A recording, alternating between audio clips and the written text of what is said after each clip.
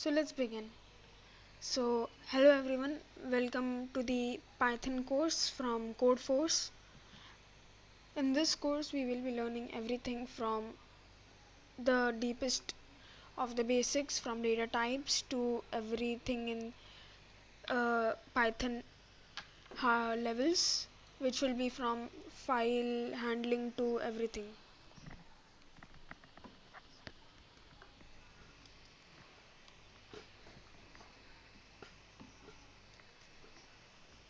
So let's begin.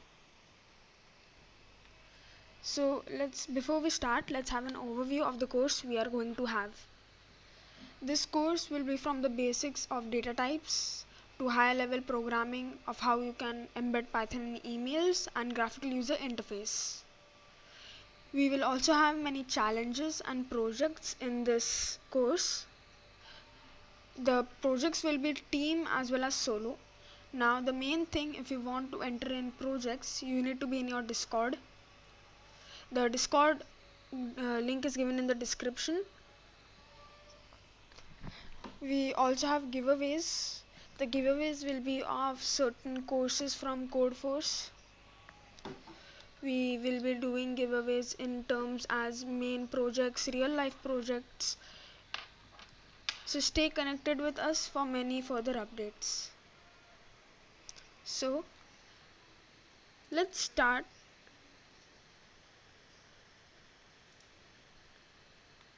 So I hope everything is clear, audible and everything.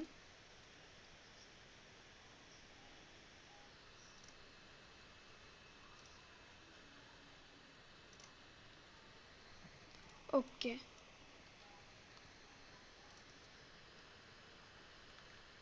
So let's begin. First step, let us check which software I as a teacher and a trainer is going to use for you. So I am going to use Jupyter Notebook. You can make a particular file in Jupyter Notebook as I have made over here. I have a particular file named coding in which I have Python. You can make a file and every day you can make your own IPNY notebooks. So it will be better for you to access in future. Now let's get back to our PowerPoint. Yes. So let's begin with today's first topic, the basic topic which everyone as a programmer needs to know and is very necessary, variables. So when we think of some logic, we think of two things which are variable and constants. Constant are some things which cannot change, their value cannot change. For example, 5, 10, 20, all these are constants. A, B, C, D, all these are constants. Then comes variables. Variable is something which is not consistent and can change, or in other words, liable to change. Examples of them are A, we can define A to a value of 1, then we can define B to a value of hello world, and many more things. We will do all these in our practicals. Then every language has their own rules and regulation, and Python has its own. For Python, it has, the first thing is that it cannot start with a number. In Python, any variable name cannot start with a number. You cannot say 1a, you cannot say 2a, you need to say a2 or a1.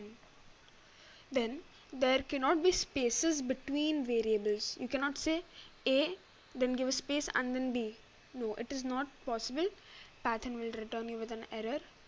You need to have certain things, which is you can have a and then b without any space. Then, so if there are no spaces, how can the person who is programming make the variables user friendly? So when the next person comes, he understands what this is written. Without spaces, that is not possible. So Python uses snake case. Snake case is nothing but use of underscores instead of spaces. We will see this in the practicals.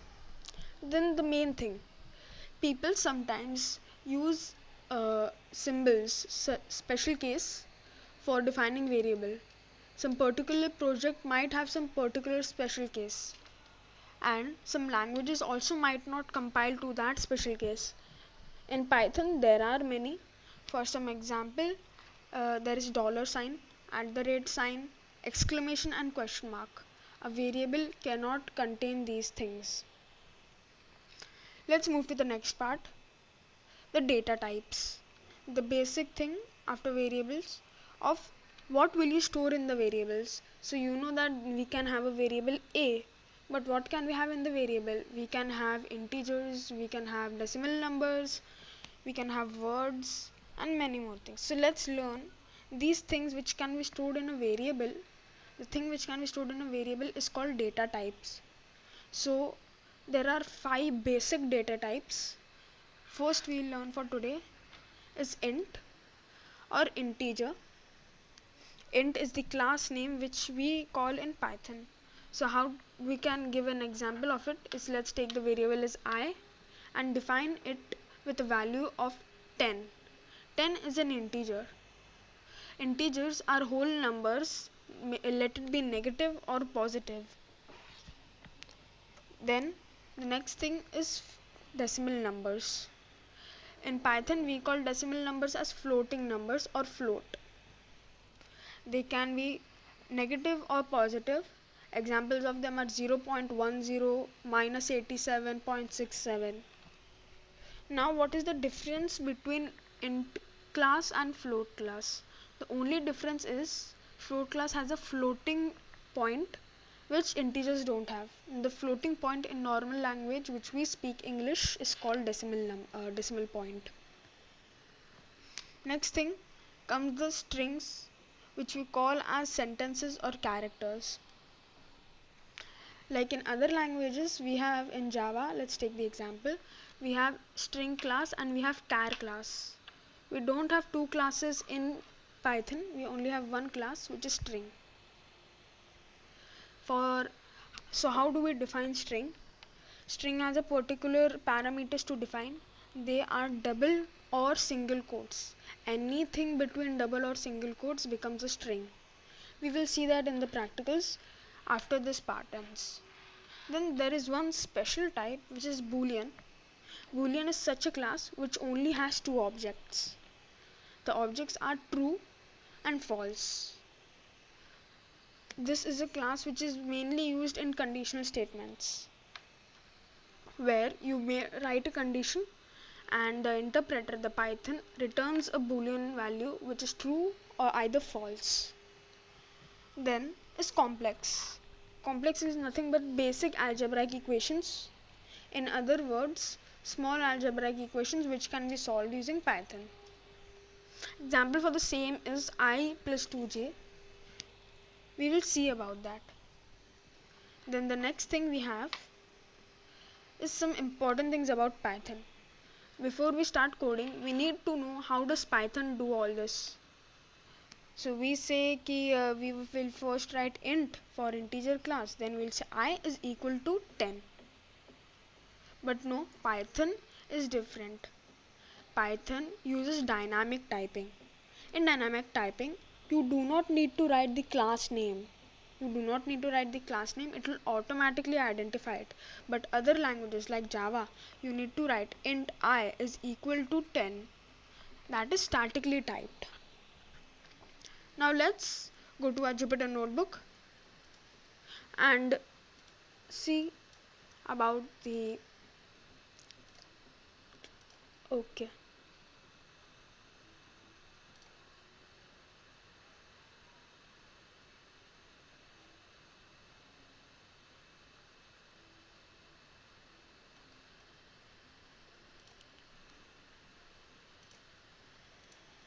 Okay, so first let me explain how does Jupyter notebook work. Jupyter notebook works using the terminal command. It is nothing but a browser-based interpreter of Python. Jupyter, if you see the name Jupyter, you might think it is related to the planet, but if I give you the real meaning of it, Jupyter was mainly used for three languages, which was Julia, Python and R. So if you see, the JU stands for Julia, PY stands for Python and R stands for R, the language R. So if you can go and check what all languages do you have on Google, what languages does Python support. It supports Julia and many, right now though it supports more than 3 languages. You can even open images on Jupyter Notebook now. It's advanced. So there are two ways of installing it. First is you can go on any browser and type Anaconda individual, whatever the first link you will get after typing anaconda. The first link you will get after typing Anaconda will be anaconda.com.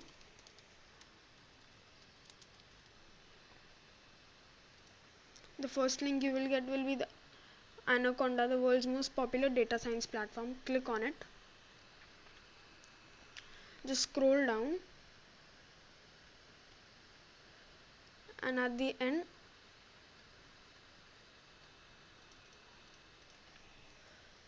you will get this.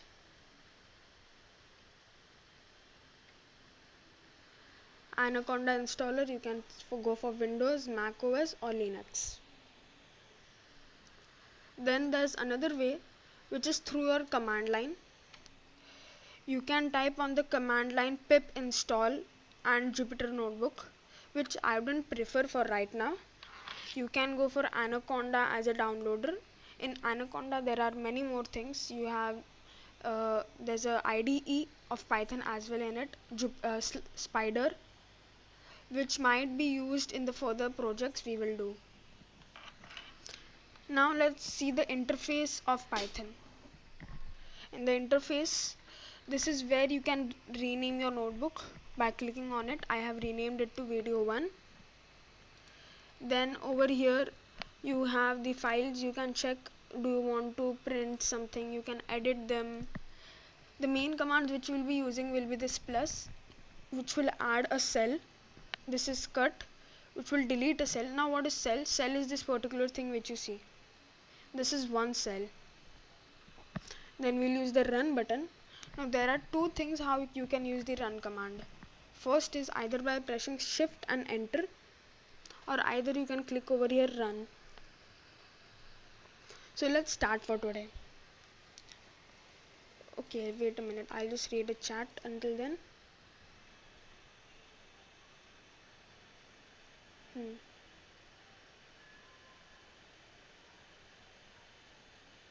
Okay, so what is Boolean? Boolean is a data type which consists of only two objects, which are true and false. It is mostly used when you give some condition. If you write, okay, we'll see in the practicals right now. If we write 10 is equal to 2, if we write that and press shift enter, then it should show us false, because 10 is not 2. The values are different. 2 is 8 smaller than 10.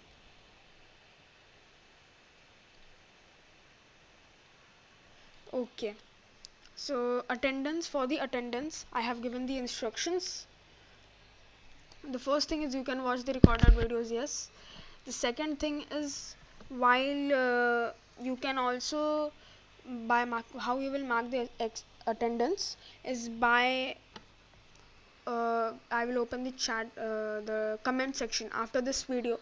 In the comments you need to type out whatever you have learned in this section of the first video, and whatever you have learned, I will open a Google Forms. Over there you need to take a screenshot and paste it. So we will come to know that you have successfully done the first video, because marking attendance everyone will come, but those who are really doing it, they will see it. Okay, so thank you Archit for putting the link over there. Guys, you can download Anaconda from there, or there's a command.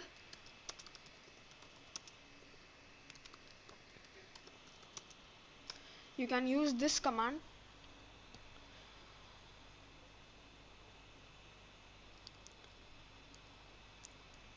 So you can pip install Jupyter as well if you have Python installed. Okay, let's start with the practicals.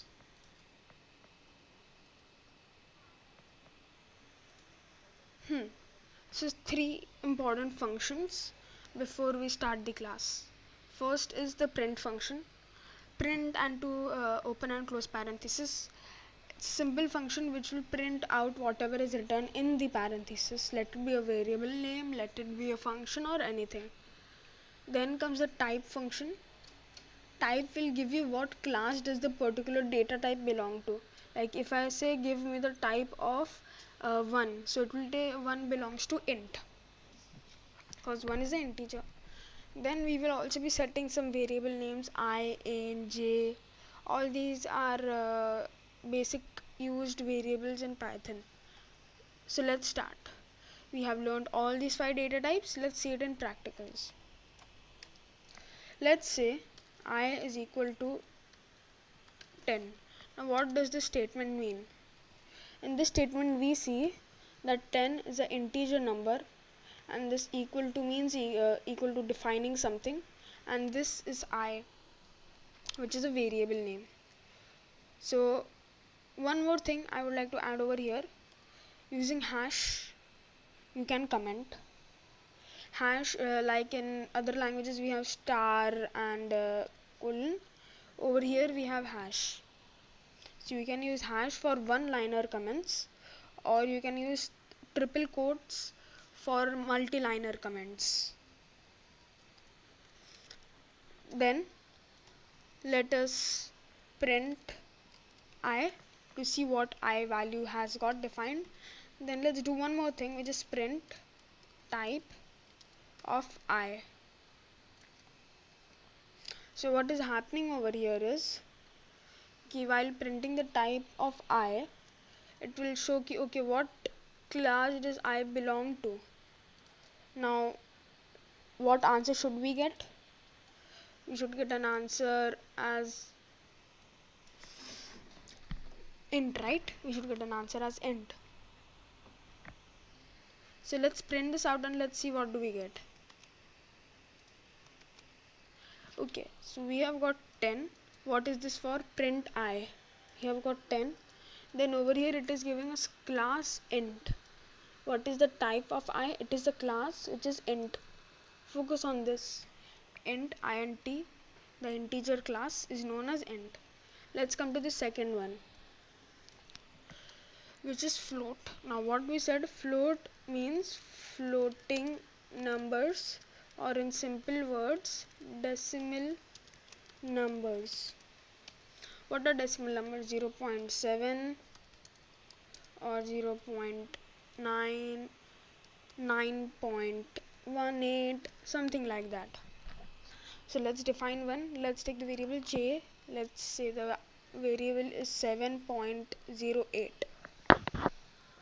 Then we'll do the same thing, print I and print type of I. Okay, so we'll do these two things.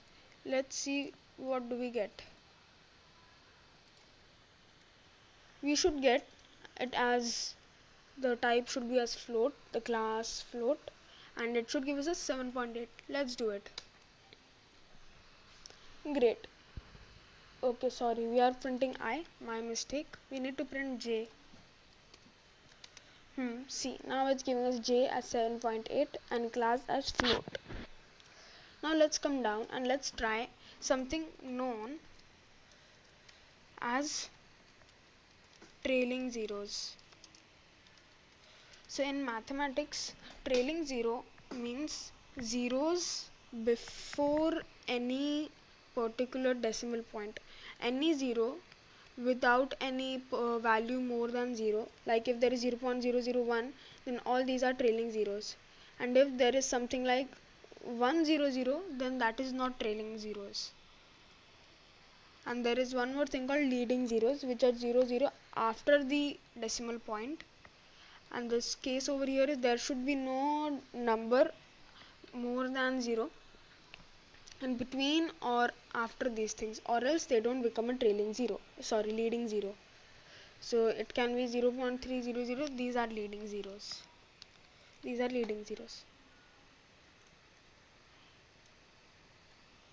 So let's take an example of leading zero, saying 0.97. Okay, let's define it to a variable. I is equal to 0.97. Print I, print type of I. Let's see if any doubts.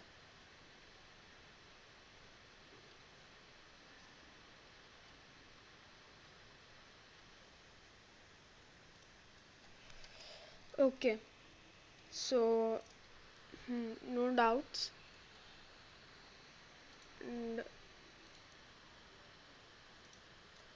okay, so everyone sees this is 0.97. It's giving us 0.97. That means it's accepting trailing zeros. Now let's try to put one more zero. Let's take two zeros more and let's print it now. We only get one zero. We come to a synopsis saying that trailing zeros not accepted except the first one before the point. This is what we have understood. Put n number of zeros, it will only take 0.97. See, now we put n number of leading zeros, it will only take 0.97. So that means no trailing nor leading zeros are taken. Now let's see what if we put 0.97. It will still take 0.97.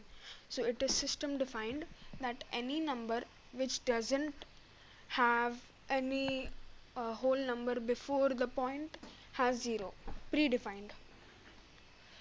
So we have completed two data types till now. First is integer and second is float. Then next comes the string part. String, what we said was anything between double quotes or single quotes becomes a string. Didn't we say? Right? So anything between double quotes or single quote becomes a string class. Okay. Guys, I'll be keep on checking if there are doubts. Okay, so I'll get back to it, no doubts. So we said कि anything which is in double quotes or single quotes becomes string class. So we will say again I is equal to something in between, which we all know is hello world. Now let's try something between single quotes, which is hello world, and let's see what difference do we get. Let's say print I'll copy this, I'll paste it and say print J. Now let's see the type of them both. Let's see if there's difference in the type.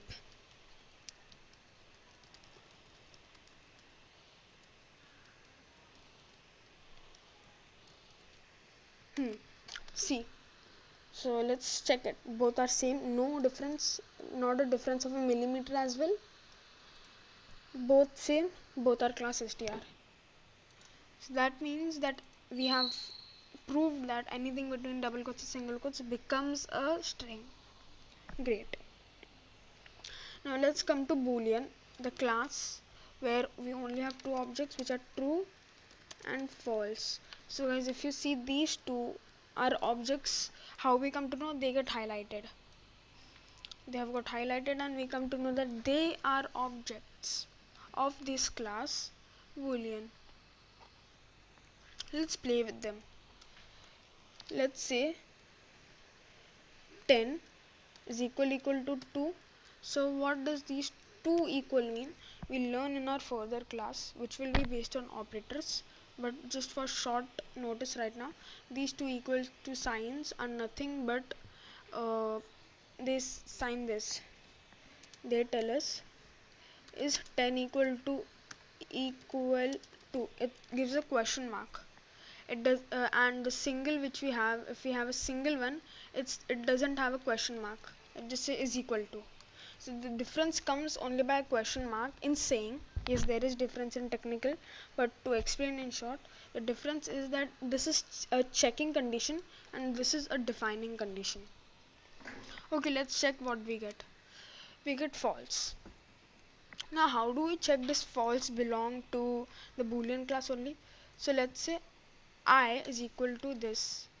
We'll say print I. We'll say print type of I. See, it gives the answer as I is false and the class is bool. Correct. So now we know that it is correct. That this equal to, it's asking the Python, is 10 equal to 2? It's saying no, it's false. Then it's printing false. Now let's say is 10 equal to 10. We get true. So this means that any condition can be checked using boolean. Any difficulties, let me know in the chat box.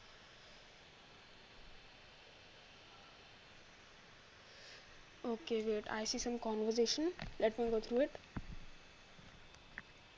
Okay, so Guru Charan, if I take your own example, let me copy from the chat. If I copy and paste it in the float class, I is equal to this, print I, we get 12.36 only. So this is what I meant. Anything which doesn't have a whole number more than 0 isn't counted. This is what it is. Now let me read the further place. You can even int float be a string if I put in a single quote or double. Yes, Satish, that can be. Moderators, I'm here to answer the queries.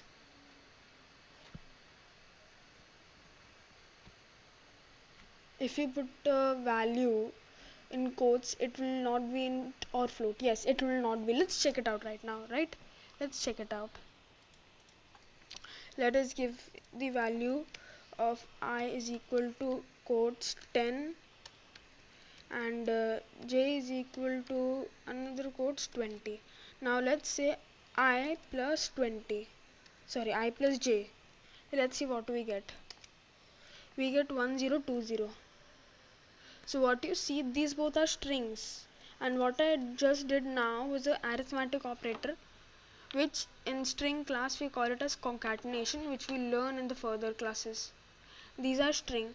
Okay, so this might have gone above your head, that how can strings be added. So I'll do print type of j. See the type. Okay, you might get confused with this. See, now I'm using multi-line comment to just hide my code. I have hid the code. See, now it will only run this. See, it gives the class str. Next doubts, Sean, I hope you are in the Discord group, so you can join over there. Archit, please don't answer queries. 2 equals is checking condition, other is just like matching. Yes, Nitya, it's that only. But in simple words, we can say the only difference is the first one has a question mark and the second one doesn't. Okay, then I know this is essential class, but Cody Archit, you should say like.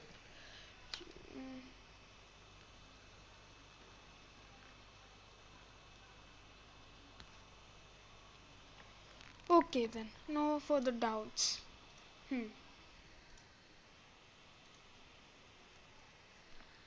Let's move ahead in this. We have done boolean as well, so we are the last, which is this, the complex part. Complex, what we meant complex is, we said complex is algebraic equations. Let's define one. Let's say comp is equal to, okay, before that let's define two variables. I is equal to 10, j is equal to 20, and let's just say I plus 2j. let's say print type of comp and print comp. It gives us comp as a class complex and this as the printing statement, that it takes this I as 10 but it will not take this j. Now same question, if you have an algebra in school, a variable with a constant always means multiplication sign in between them. Now if I do this, let's see what do we get. Now we get the class int with 50. So if you try using this multiplication everywhere, if you try using operators, arithmetic operators specifically everywhere, then you will not be able to get it. You will not be able to get complex class, you will only get int. So this should be how you do it. Now I showed you the same thing how we can do. Now let's learn one concept. Let's revise this and then let's go to the another one. Let's start with int. We saw that any whole number, let's take it negative now.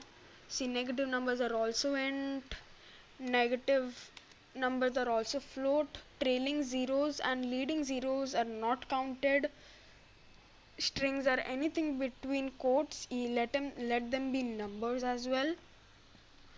Then we have boolean class. Boolean is a statement. Boolean sees the statement and gives an output either true or false. Then we have complex class. Complex class gives us either it is complex, or if you use operators everywhere it will become int class. Now let's run one more concept. We know that int and float, these two classes we know, right? These two classes we know. What are they? They are nothing but numbers. They are numbers, right? Okay, so we have a question. Okay, so Sean, you're there. Yeah, good. Yeah, okay. In complex, why it is not the j value? Cause in complex, anything you define without a operator becomes with it. It is now one term. If you have learned mathematics, anything which is not separated by plus and minus sign becomes one term in algebra. So this is how it is. This is algebra, and Python has used some of its brain over here to check it out. Either it is algebra with a class complex, or is it an integer. So I cleared your doubt. What if we use brackets for multiplication? Will it take brackets for it should. Let's try. I haven't tried that. Nice question. Okay, so if I put this, see, it's giving me syntax warning. Int object is not callable. Perhaps you missed a comma. It's a warning. So now they are giving me an error ki int object is not callable. They are telling me that I cannot multiply an int object over here in this complex string. It is not allowed. They are giving me an error. So that means it isn't allowed. Okay, did I clear your doubt? It will respect and in maths. Yes. Okay, Sean, I didn't understand your question. It will respect and in maths. Tricky. Can you explain a bit? Okay. So now if everything is clear, please write clear, so I'll move ahead. Another topic.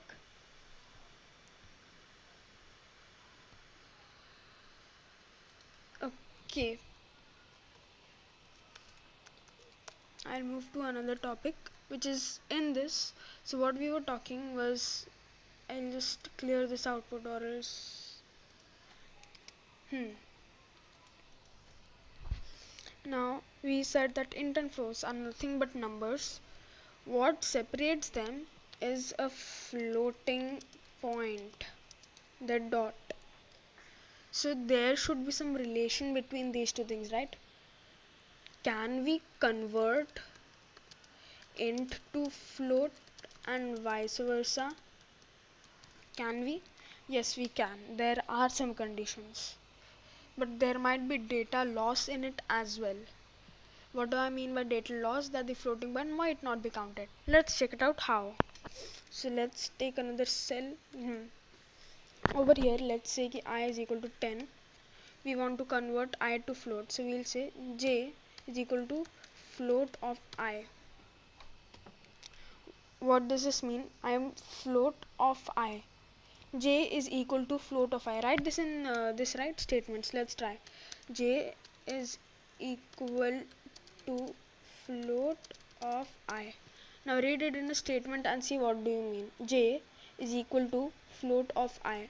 Now the only word left to decode over here is float, which is decimal number.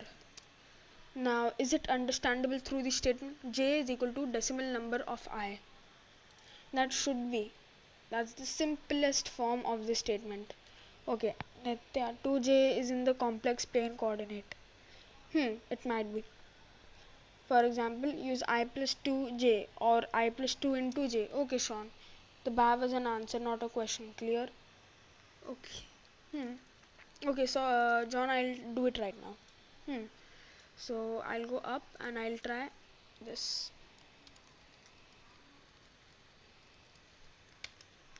Syntax error. This was syntax error. Let's put multiplication. Now it gives me class. So that's what I told you. See, it's nothing but you're trying with different cases. That's good, you're trying. What I am meaning in simple words is any use of operators. If you use operators more than 2-3 times, then it becomes an int class. It will make it int class. That is how it works. Next thing, let's go to the next point. Okay, so my stream health is good, right? Yeah. Okay, we'll try to end the stream by 9:50 or 9:60, and I'll explain a bit more intro about these classes. So now we have taken, let's see what do we get. Let's say print j and print type of j. We have got 10.0, that means the float decimal number of I and the float which we say in Python. Then the next thing, this is what we did, float to int. Now let's do int to float. Let's say j is equal to 10.7, and we'll say I is equal to int of j.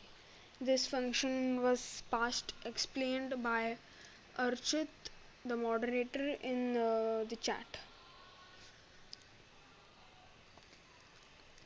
So let's print I and the type of I. Now see the magic over here. According to us, it should round off, right? It should round off to 11 because it is 10.7. What will it do? It only takes the number before the floating point. Sorry, I did print I. I'll do print type.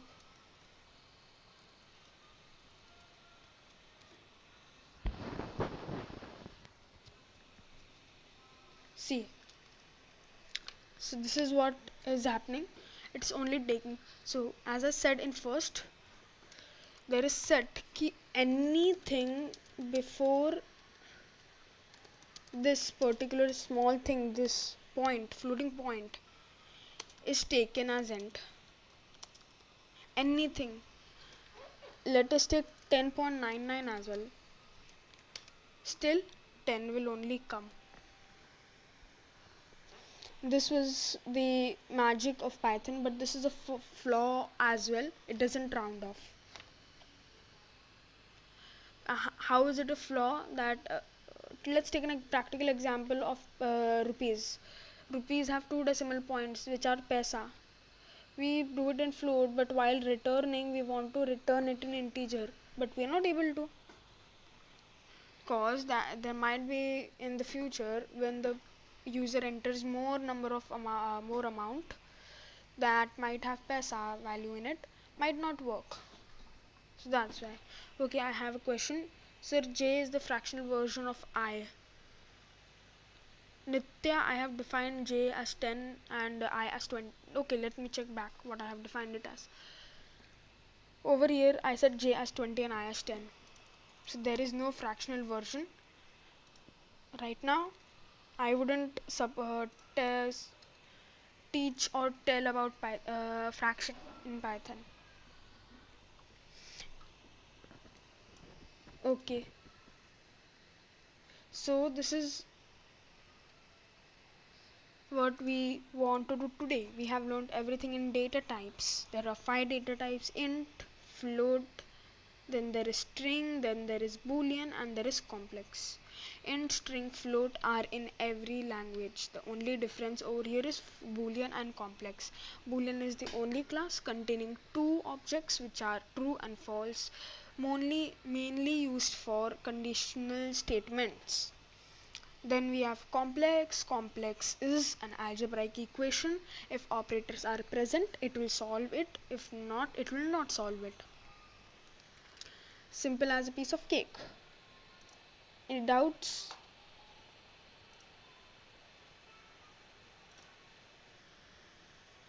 Let me know if there are any doubts.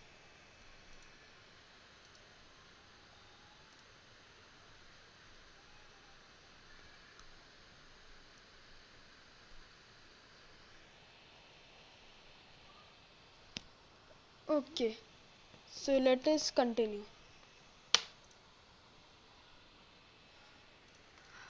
If no doubts, I would like to speak about my further classes which will be there.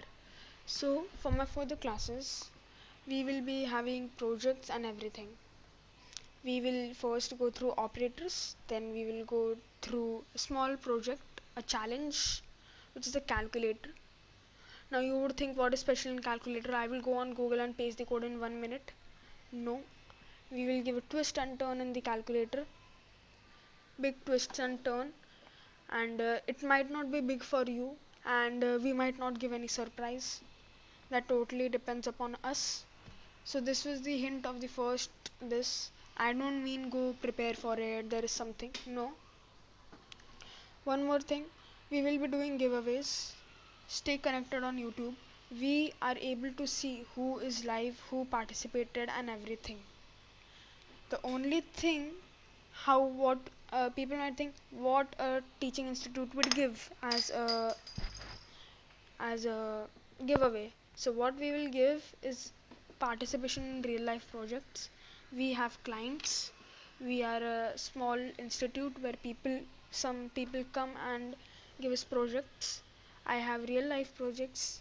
My colleagues have real life project. If you are really doing it for sincerely, like you come in 10-20 lectures, we might tell you ki, okay, we are coming to you, we will do 1v1 boot camp for you, which will be of 10 days, and in 10 days you will cover most of Python, and then you can enter this real life project.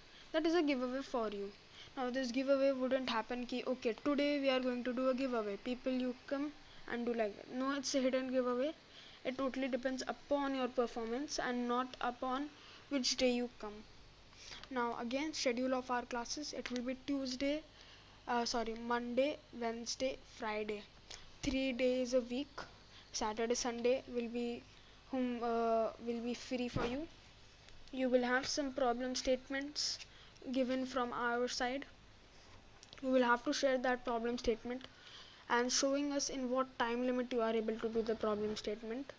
We will be seeing that how are you doing it. It's not key you will say I did this in 2 minutes. No, we will be judging you. We will be, if your program you say that you have done in this time, we will tell you ki, okay, explain us the logic and try to do this project once again in front of us, or show us ki what special you have done in this. So we will give you project, don't worry, they will come time by time. As soon as you start learning and asking doubts, we will come to know that you are attending this session. Now the main point of attendance. in attendance. Yes, we are winding up.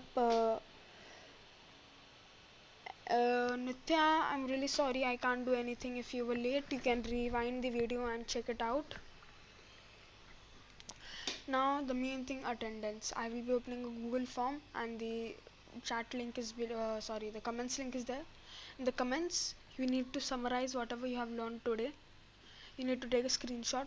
I will open a Google form. In that Google form, you need to paste that with your details. Now, it depends. See, I have a proper database. I will be maintaining a sheet where showing you, okay, this person hasn't marked the attendance. Now you can't tell me that there were technical glitches and all that. If you think you didn't submit the form, something happened, you need to approach to me and say, ki, sir, I think that I haven't submitted the form. Can you please check and let me know? Okay then, let us mind the session. I hope you all liked it. Thank you. Any doubts?